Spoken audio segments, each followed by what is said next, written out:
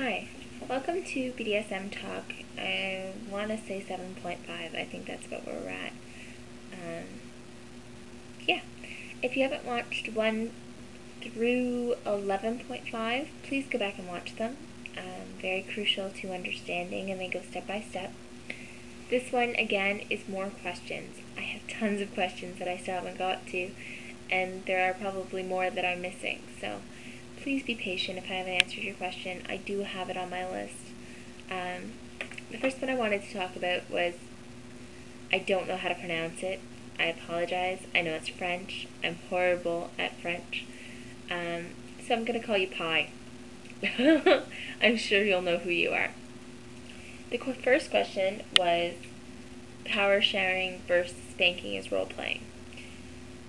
It's essentially talking that you don't have to enjoy a power exchange relationship to enjoy spanking or different role playing.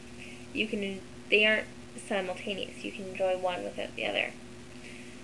I like the side of my hair better today. But so if you just enjoy spanking, don't feel obligated to pursue a lifestyle 24/7 dominant and submissive thing to enjoy spanking once in a while. You don't need to do all of it to enjoy your fetish.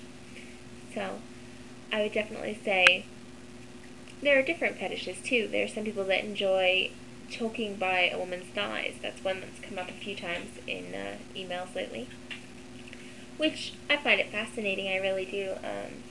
It's not really one of my kinks, but more power to you. One of the biggest things to remember that if it's not your kink, don't knock it, because someone else will enjoy it. So try to stay open. It's the same with someone enjoying a different type of movie. You don't want to knock them for not liking the same type of movie you like. So there's that. Grey Mama asked a few questions, and oh no, I accidentally hit a button here. So I want to get to some of her questions because she's been waiting very, very patiently. One of them was whether Story of O was worth it to watch, which it is a very interesting watch. I didn't feel very moved by it. I expected it to be very profound, and for me it felt a little bit lacking. But I think that's also because of the different movies that we have now. Secretary is one of my favorites. If you haven't watched The Secretary, please go rent it. It is an amazing look as to what a true 24/7 power exchange relationship is. Mind you, often people don't work like that, but amazing movie. It really moved me. Exit to Eden, it's a little, I know, Rosie O'Donnell and leather, who would have thought? But the premise is there. So definitely check that out. Family Guy makes a lot of BDSM references. You can also, Sex and the City, I believe, had one on tonight. I'm not sure which episode. A lot of TV shows. CSI, amazing with the Lady Heather episodes. They've also discussed adult babies, furries. I know they've gone into hoods and breath play. I'm not too sure what else. I haven't watched much CSI lately. Excellent places to check out different BDSM media things. If anyone has any suggestions, please let me know and I will definitely mention it.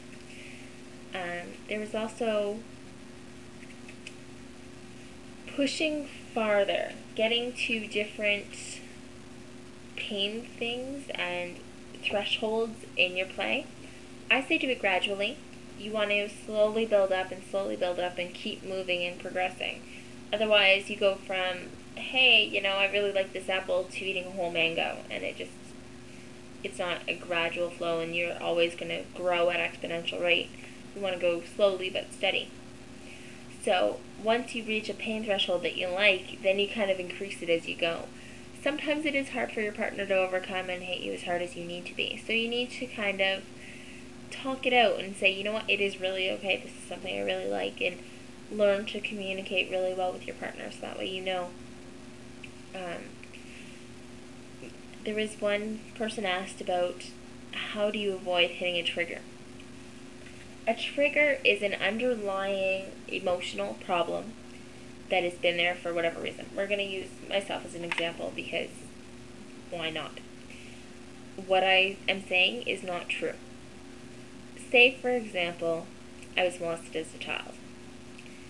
Now, whether I've dealt with this or not, there's still a trigger in the back of my mind that can cause all of that emotional baggage to be brought to the surface and released. If I'm playing with you and you don't know it's there and you tiptoe on it, I could become a wreck in 2 minutes. So you want to know your partner's triggers.